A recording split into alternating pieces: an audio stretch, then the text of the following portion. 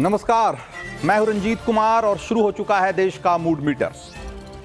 आखिर कौन सा यूनिफॉर्म कोड देश में लाने पर आमादा है कांग्रेस, बताएंगे आपको और दिखाएंगे कि कैसे योगी पर अटैक करके खड़गे ने भगवा आतंकवाद वाली कांग्रेसी थ्योरी को फिर से चुनावी मुद्दा बना दिया है। देश का मूड मीटर में आपको दिखाएंगे कि वो कौन से कट्टर मौलाना हैं जिनके साथ मिलकर विपक्ष ने देश में वक्फ बिल को एक बड़े बखेड़े के रूप में खड़ा करने की पूरी प्लानिंग कर ली है और इस साजिश का ट्रेलर कहां दिख चुका है। लेकिन शुरुआत भगवा और सनातन को लेकर सामने आई कांग्रेस की भड़काऊ सियासत के साथ।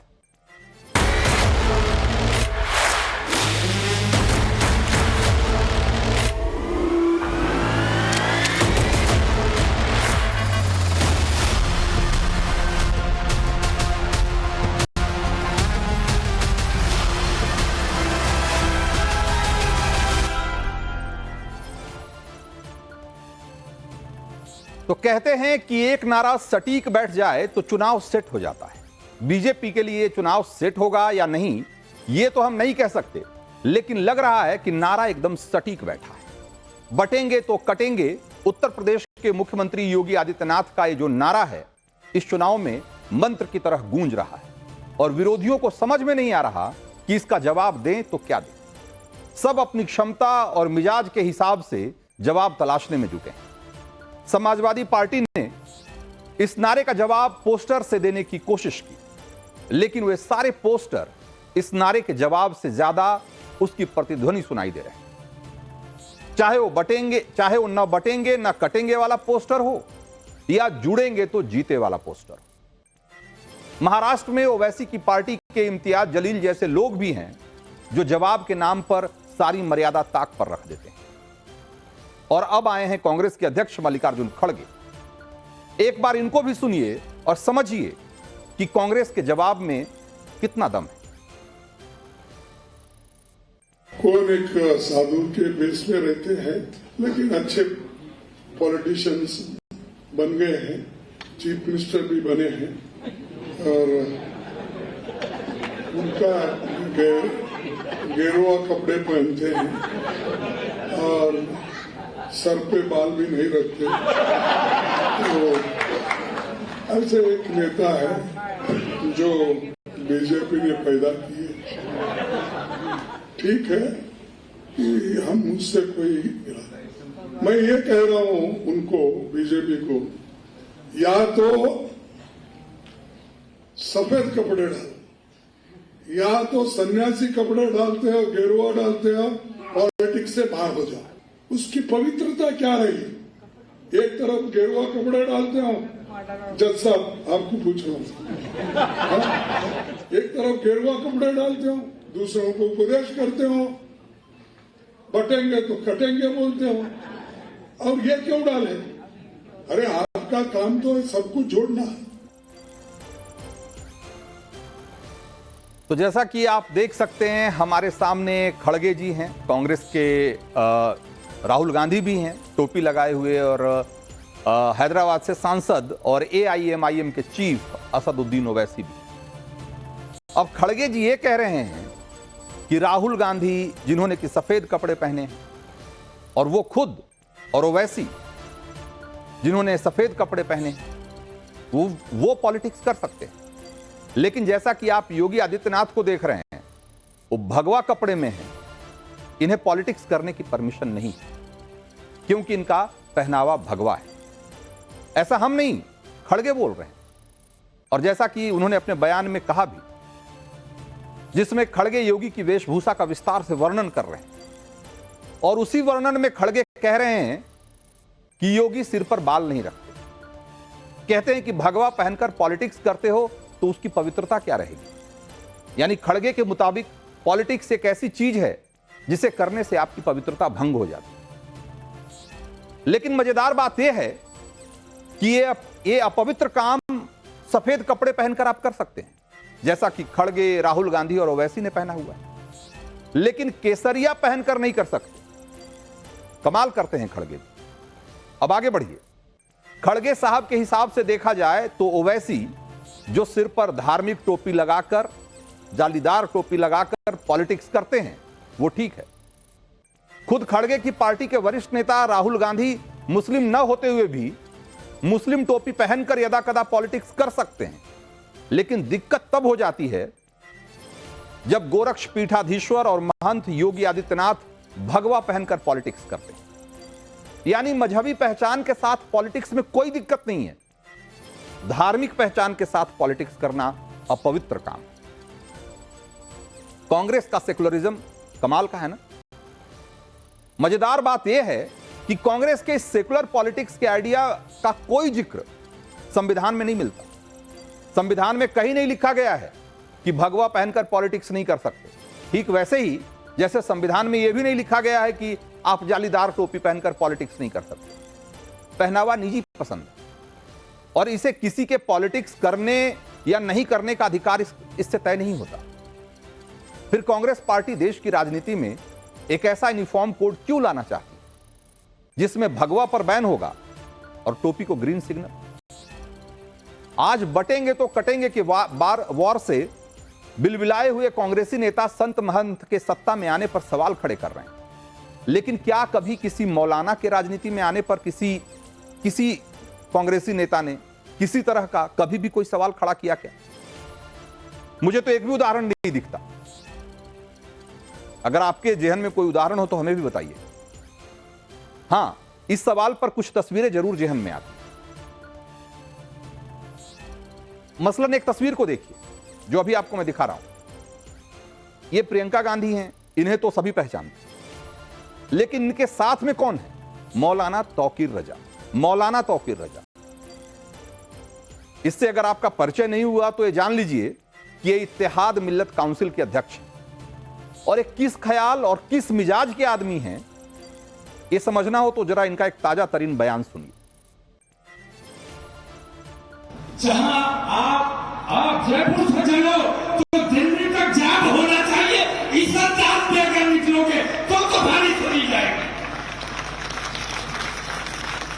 ये ऐसी तादाद में निकलो, तुम दिखाओ कि हमारी तादाद को छुपाते हो। जिस दिन हम सड़कों पर आएंगे तो तुम्हारी रूह कांप जाएगी और तुम हमारी बात सुनने पर मजबूर हो जाओगे। हमारे नौजवान बुज़दिल नहीं है, ये बात मैंने बार बार कही है कि हमारे उलमा ने, हमारे दानिशवरों ने, हमारे कायदीन ने अपने नौजवानों को कंट्रोल करके रखा है। जिस दिन ये नौजवान हमारे कंट्रोल से बाहर हो गए तो तुम्हारे बस की बात नहीं है कि इनको कब्जे में कर सको।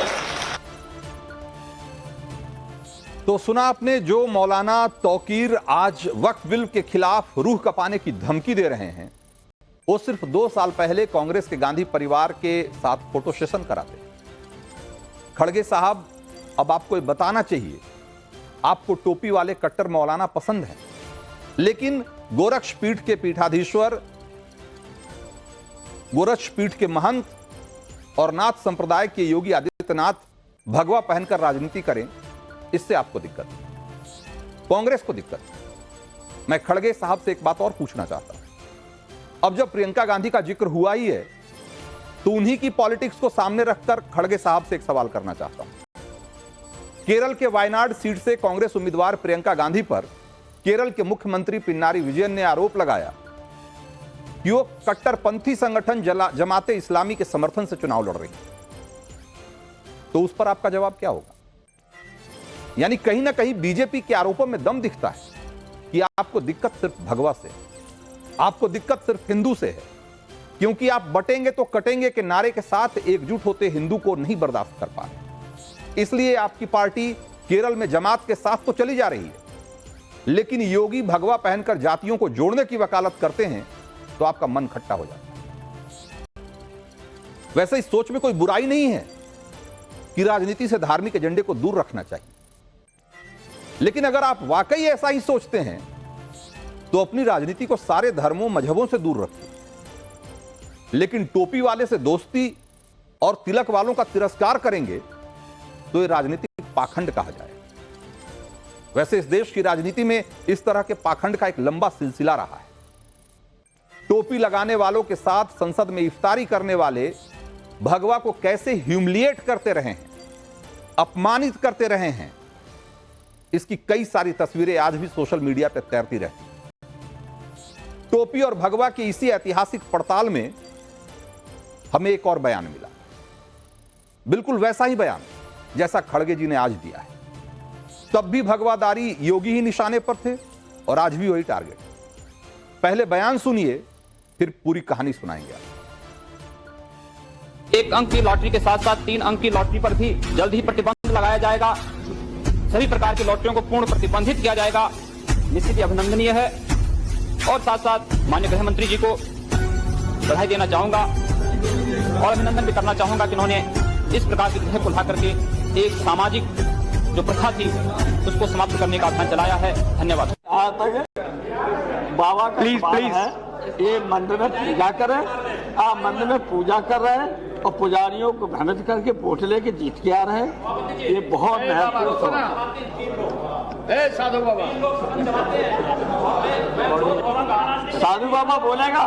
शरद जी, मुलायम सिंह जी और लालू जी, हम सब बेकार यहाँ बैठे हुए समय बर्बाद करने के लिए हमको करें। आपका काम है, आपका काम है साधु बाबा घंटी बजाना। आपका काम है मंदिर में घंटी, आपका काम है मंदिर में।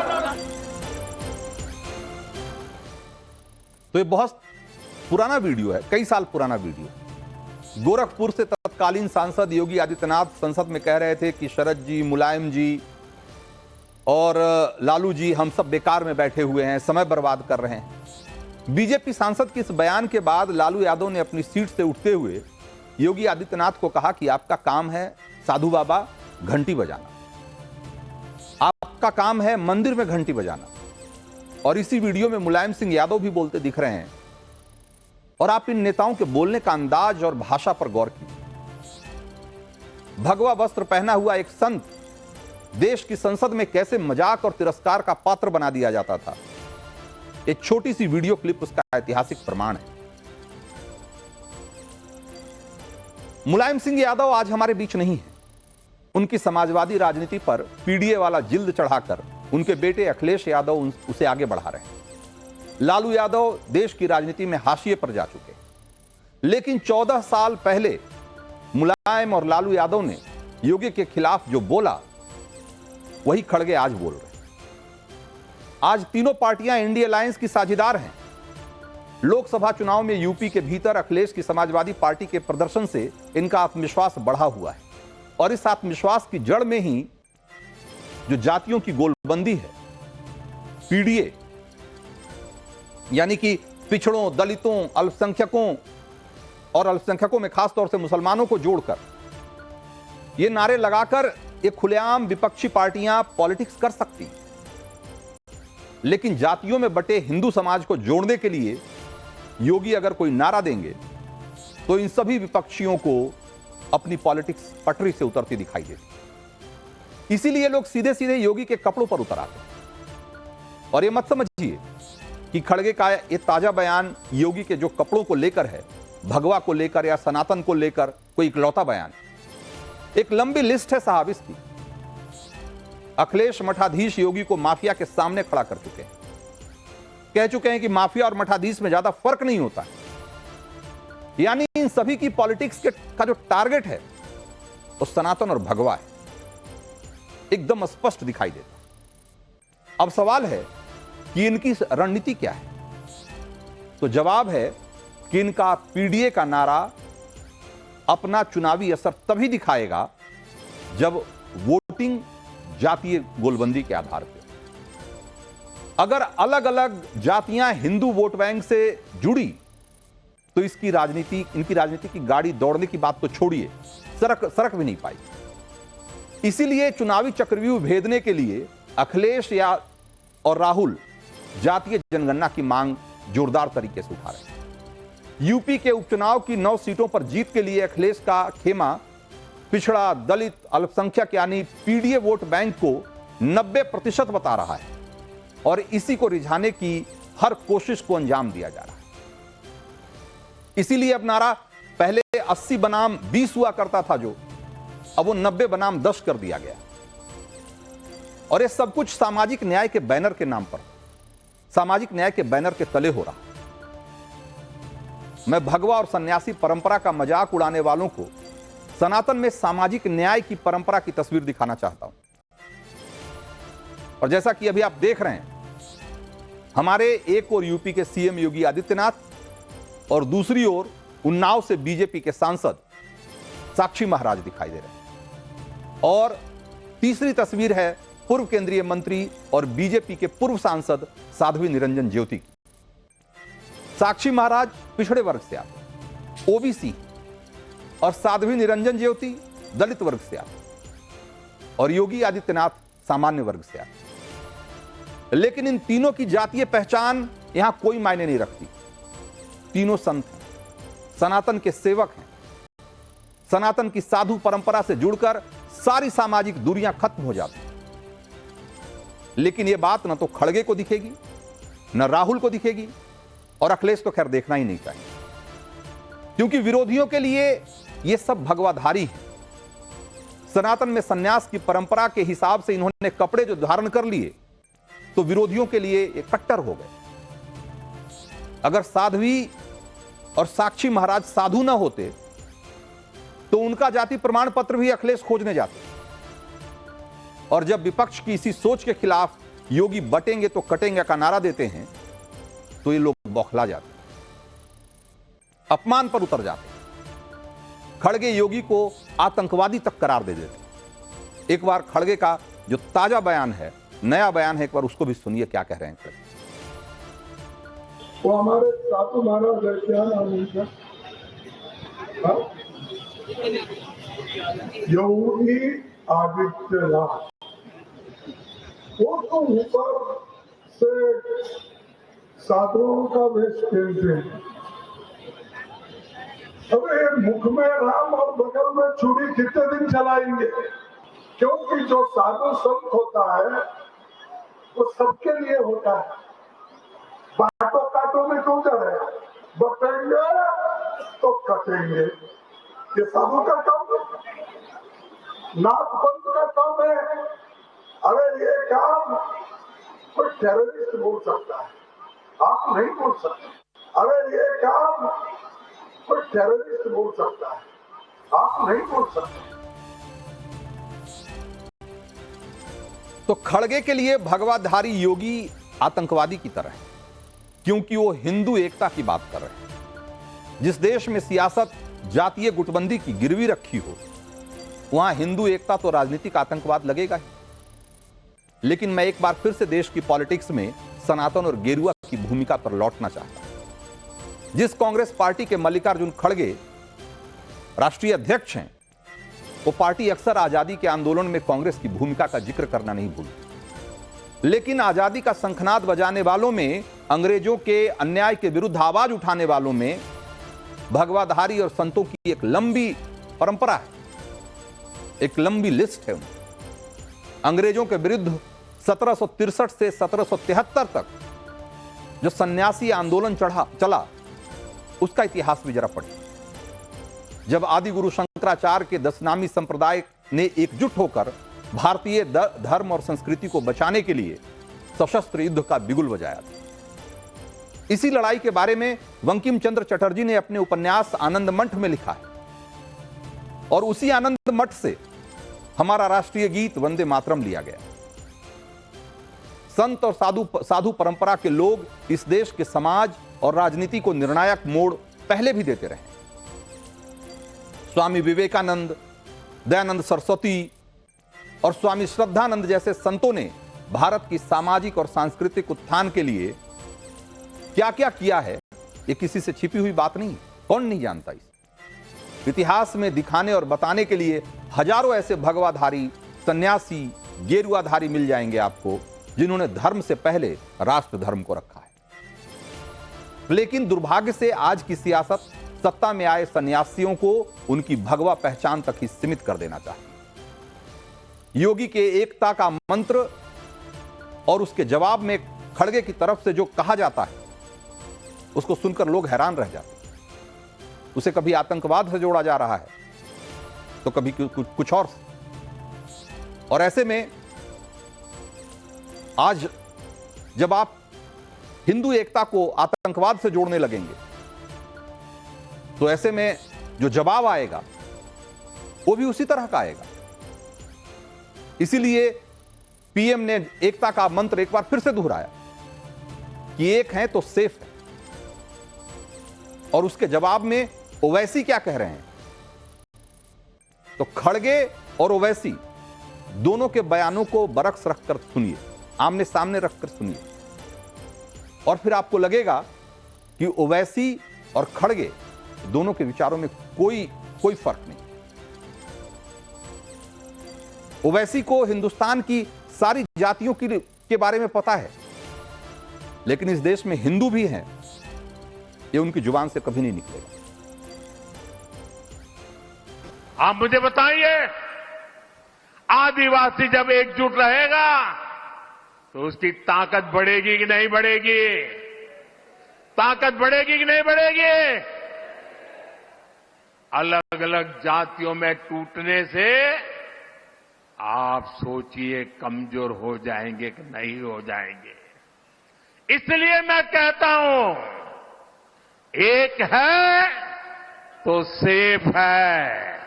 मोदी बोले एक हैं तो सेफ हैं। अब इसका जवाब क्या है मजलिस की तरफ से, असदुद्दीन ओवैसी की तरफ से? मोदी जी सुनो, अनेक हैं तो अखंड है। मोदी क्या बोल रहे? एक है तो सेफ है। मजलिस क्या बोल रही? मोदी अनेक है तो अखंड है। भारत में अनेक लोग हैं, मराठा है, दलित है, मुसलमान है, क्रिश्चियन है, ईसाई है, ओबीसी है, तमिलियन है, पंजाबी है, तेलंगाना का है, तेलुगु बोलने वाला है, अरे अनेक है। तो भारत अखंड है। मोदी क्या बोल रहे? एक हो जाओ। कैसा होंगे बाबा? तो ओवैसी को हर जगह भेद दिखता है। उनको लगता है कि इस देश में हर आदमी की पहचान या तो उसके जाति से जुड़ी हुई, या तो उसके धर्म से जुड़ी हुई है, या तो उसके संप्रदाय से जुड़ी हुई है, उसकी भाषा से जुड़ी हुई है, उसके क्षेत्र से जुड़ी हुई है। वो सब कुछ हो सकता है। वो पंजाबी हो सकता है, वो तमिल हो सकता है, वो पिछड़ा हो सकता है, वो आदिवासी हो सकता है, वो दलित हो सकता है, लेकिन वो हिंदू नहीं हो सकता। उसकी पहचान हिंदू हो ही नहीं सकती। ओवैसी जैसे लोग इसे इमेजिन ही नहीं कर सकते। ओबीसी, आदिवासी, दलित, हिंदू को कई खांचों में तोड़कर असल में इनकी राजनीतिक दुकान चलती रही। इसीलिए इनके बीच एकता की बात इन्हें कभी समझ में नहीं आई। इसीलिए कहते हैं कि अनेक हैं तो अखंड है। हम एक होकर मजबूत हो सकते हैं, अखंड तो हम हमेशा रहेंगे। यह बात ओवैसी नहीं समझते। अगर समझते भी हैं तो कम से कम इसे स्वीकार नहीं करना चाहिए। तो आप यूं समझिए कि इस देश में सामाजिक न्याय के नाम पर दलित मुस्लिम एकता की बात करना, जय भीम जय मीम के नारे लगाना, ये सब चलेगा। लेकिन कोई हिंदू एकता की बात करेगा तो ओवैसी, खड़गे, उन सब की नजर में वो सबसे बड़ा गुनहगार होगा।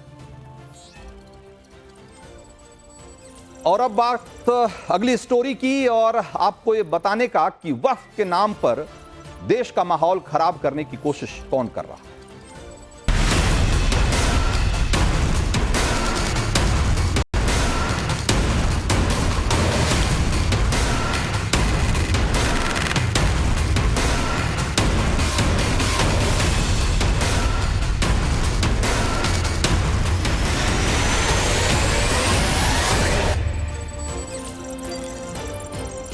तो क्या सांप्रदायिक ताकतों ने देश को दंगों की आग में झुलसाने की तैयारी कर ली है? क्या देश के मुसलमानों को भड़काने के लिए कट्टरपंथी ताकतों को एक नया टूल किट मिल गया है? वक्फ बिल को लेकर विपक्ष और कट्टर मौलानाओं का जो तेवर दिख रहा है, उसकी वजह से ही यह सवाल, ये डरा देने वाला सवाल हम सब के सामने उठ खड़ा हुआ है। तो कौन भूल सकता है कि सीए के खिलाफ जो आंदोलन हुआ, जब मुसलमानों के बीच भ्रम फैलाया गया कि सीए पास हुआ तो मुसलमानों से नागरिकता छीन ली जाएगी, और उसके बाद देश के अलग अलग हिस्सों में जिस तरह हिंसा की आग फैली, तब यही मौलाना थे जिन्होंने अफवाह उड़ाई कि सीए पास करके मोदी सरकार संविधान को बदलना चाहती, वो मुसलमानों से उनका हक छीनना चाहती, वो उनकी नागरिकता छीनना चाहती। और आज वही मौलाना वक्फ बिल को लेकर एक अलग तरह का माहौल खड़ा कर रहे हैं। वक्फ बिल के सामने आते ही गली गली में इसके खिलाफ जुलूस निकालने के लिए बयान दिए गए, क्यूआर कोड वाला अभियान चलाया गया, और तब भी मकसद पूरा होता हुआ नहीं दिखा तो एक कट्टर गैंग अब अफवाहबाजी पर उतर आया। और इस बार भी सीए के दौर की तरह ही मुसलमानों को बरगलाया जा रहा है कि अगर वक्फ बिल पास हुआ तो मुसलमानों से उनकी मस्जिद छीन ली जाएगी, उनके कब्रिस्तान छीन लिए जाएंगे, उनके मदरसे छीन लिए जाएंगे। जो मौलाना सीए के खिलाफ बोल रहे थे कि नागरिकता छीन ली जाएगी, वही इस बार मस्जिद छीन जाने का डर दिखा रहे हैं।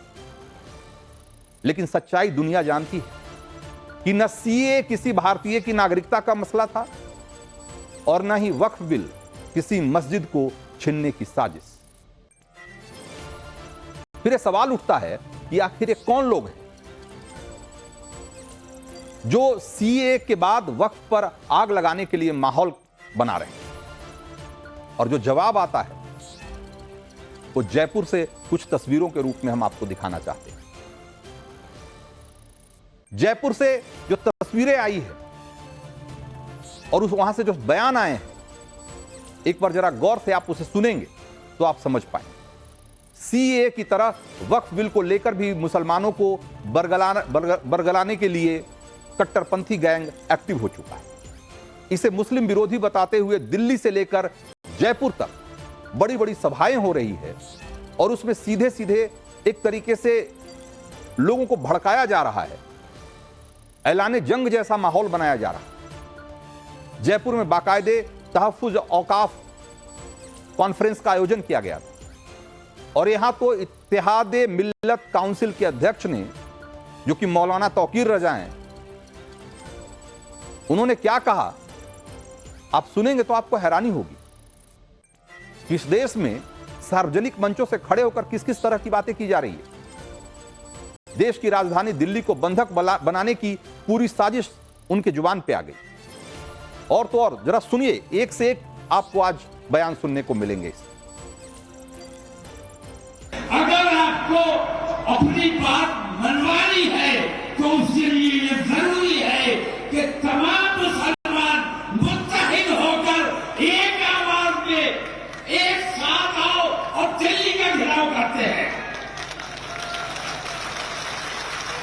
मुत्तहिद होकर आओ, दिल्ली चलो। तो अल्हम्दुलिल्लाह हम बेदार हैं, किसी के बाप की ताकत नहीं है कि हमारी जायदादों पर कब्जा कर ले। और मैं कहता हूं तुम आओ, 24 तारीख को ये बात होगी, ये दिखाया जाएगा कि आज हम पूरे अमन के साथ आए हैं, हाथ में तिरंगा लेकर आए हैं, कानून अपने हाथ में नहीं लिया है, कानून के दायरे में आए हैं। लेकिन अगर हमारी बातें नहीं मानी गई तो 15 दिन के बाद फिर आएंगे और उस दिन तुम्हारी जिम्मेदारी होगी, उस दिन हम अपने तरीके से आएंगे।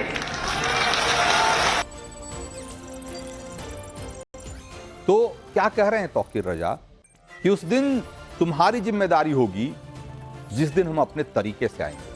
और वो तरीका क्या होगा?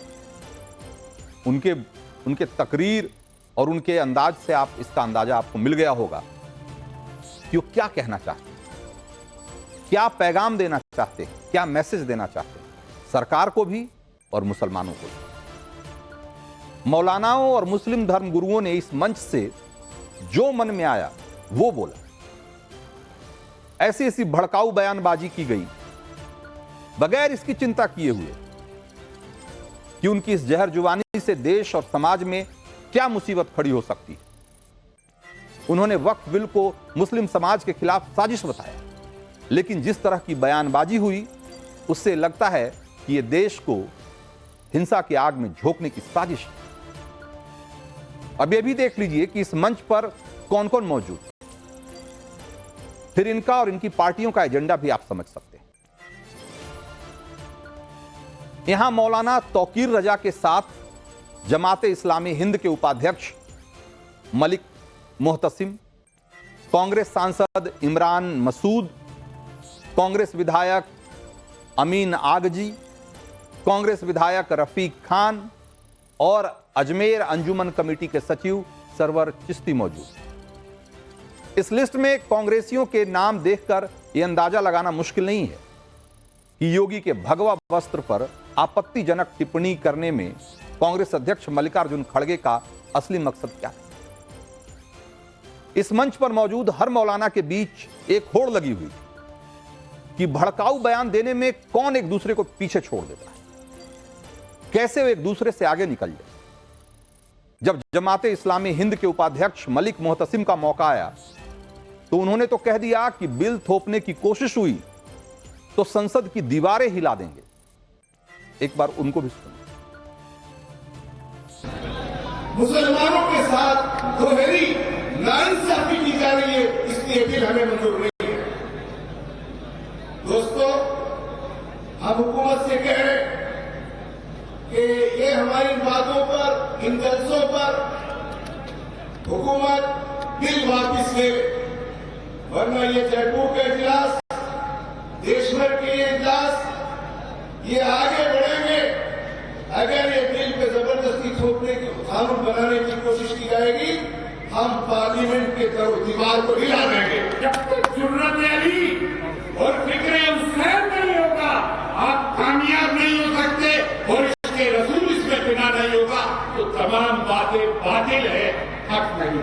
सरफरोशी की तमन्ना अब हमारे दिल में है। देखना है जोर कितना बाजुए कातिल में है। तुम एक ईंट तो हिला के देखो, फकात की सड़कों पे और से बोलना।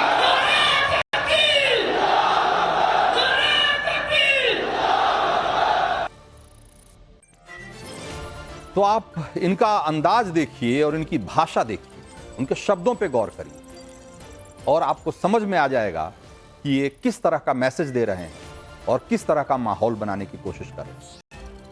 एक तरफ मौलानाओं की जमात ने वक्फ बिल के नाम पर मुस्लिम युवाओं को भड़काया और फिर जब नेताओं की बारी आई तो वो भी किसी से पीछे नहीं रहे। कांग्रेस के विधायक अमीन कागजी ने तो यहां तक कह दिया कि जब तक कफन नहीं बांधोगे मजा नहीं आएगा। ये देखिए, आज तो लाखों में आए हो, आज तो लाखों में आए हो, लेकिन आगे इस बात का ख्याल रखना कि ये जो ज्वाइंट कमेटी के लोग हैं, जो अकाबरीन बैठे हैं, अगर कभी भी एक भी आवाज कर दें तो कफन बांध के आना पड़ेगा। ऐसे नहीं, जब तक कफन नहीं बांधोगे अब मजा नहीं आने वाला है। तो सोचिए, इससे ज्यादा कोई और क्या ही कहेगा।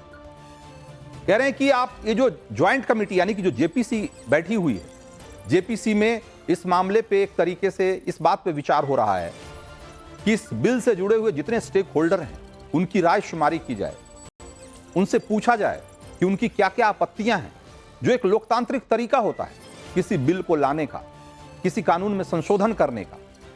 तो उस एक लोकतांत्रिक तरीके से जो प्रक्रिया चल रही है उस पे क्या कह रहे हैं वो? उस पे कह रहे हैं कि इसमें जो ज्वाइंट कमेटी में जो लोग हैं, कौन लोग, यानी कि वो ओवैसी जैसे लोग जो इस बिल के खिलाफ हैं, कि अगर जिस दिन वो कह दें उस दिन आपको सड़कों पे आना होगा और ऐसे नहीं आना होगा, सर पर कफन बांध के आना होगा, तब मजा आए। आप सोचिए, सर पर कफन बांधकर कोई क्यों आता है और कब कहा जाता है कि सर पे कफन बांध के आना है और उसका मतलब क्या होता है। यह बात कोई पहेली नहीं है कि इसके जरिए क्या संदेश दिया जा रहा है, क्या माहौल बनाया जा रहा है।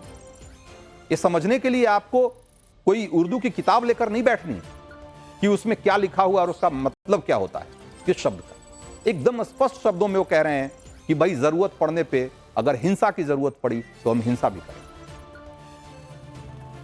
तो वक्फ बिल के नाम पर मुसलमानों के दिलों में खौफ पैदा करने का काम सिर्फ एक कट्टर मौलाना ही नहीं कर रहे हैं।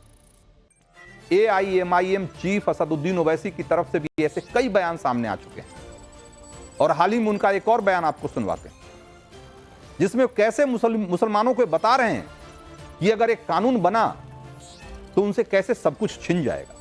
एक बार सुनिए और फिर समझिए कि कितना बड़ा झूठ, कितना बड़ा फरेब चल रहा है इस देश में वक्फ बिल के नाम। मेरे भाई, ये वक्फ का कानून मस्जिदों को छीन लेगा अगर यह कानून बनता है। यह कानून बनता है तो दरगाहों को छीन लेगा, ईदगाह की जमीन को छीन लेगा, कब्रिस्तानों को छीन लेगा। इतना गंदा बिल है बनाया गया।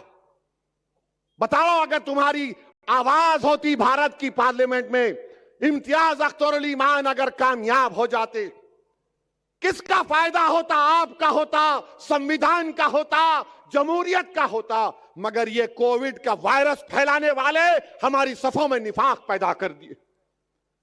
इस तरह का वक्फ का बिल पेश किया गया भारत की पार्लियामेंट में।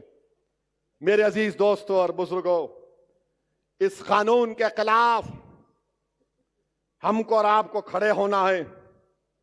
और मुझे यकीन है कि अगर ये बिल हुकूमत नरेंद्र मोदी लेकर आएगी तो एक बात तो यकीन के साथ कहूंगा मैं, जो एहतजाज CAA में हुआ उससे डबल एहतजाज पूरे भारत में होगा। सुन लो नरेंद्र मोदी, इंशाअल्लाह ताला। ये बिल को हम नहीं मानते। ये बिल हमारी मस्जिदों को छीनना चाहेगा। तो हमने इसके पहले जितने भी मौलानाओं के बयान सुनाए, जितने भी नेताओं के बयान सुनाए, और उसके बाद ओवैसी का जो आखिर में हमने आपको बयान सुनाया, वो सबको एक तरीके से उसका सारांश इसलिए है क्योंकि जयपुर के मंच पे जो सारे मौलानाओं ने अपनी तकरीरों में कहा, जो सारे नेताओं ने अपनी तकरीरों में भड़काने का काम किया, उसका सारांश ओवैसी का यह भाषण था। और ओवैसी ये कह रहे हैं कि नरेंद्र मोदी, ये सुन लो कि अगर ये वक्फ बिल आया तो जैसा CAA में हुआ था उससे डबल, यानी कि उससे 2 गुना बड़ा आंदोलन होगा। और CAA के नाम पर इस देश में कैसे एक झूठा नैरेटिव चलाकर पूरे देश में एक माहौल बनाया गया, दंगे फसाद किए गए, उससे 2 गुना बड़ा दंगा फसाद होगा। मैसेज एकदम क्लियर है। आप समझिए कि एक लोकतंत्र में, एक लोकतांत्रिक परंपरा के हिसाब से चल रही प्रक्रिया को रोकने के लिए संसद में जिस पर की बहस के बाद एक कानून में बदलाव होता है और उसके लिए जो भी प्रक्रिया होती है संविधान सम्मत, उस सारी प्रक्रियाएं चल रही है, सबको अपनी बात कहने का मौका मिल रहा है। और उसके बाद जब बहुमत से कोई फैसला होगा, उसके खिलाफ देश को बंधक बनाने, सरकार को डराने और इस देश के जनमानस को भड़काने के लिए कितना गंदा खेल चल रहा है इस देश में, उसकी ये बानगी है। और इससे पूरे देश को सतर्क रहने की जरूरत है। देश का मूड मीटर में आज इतना ही।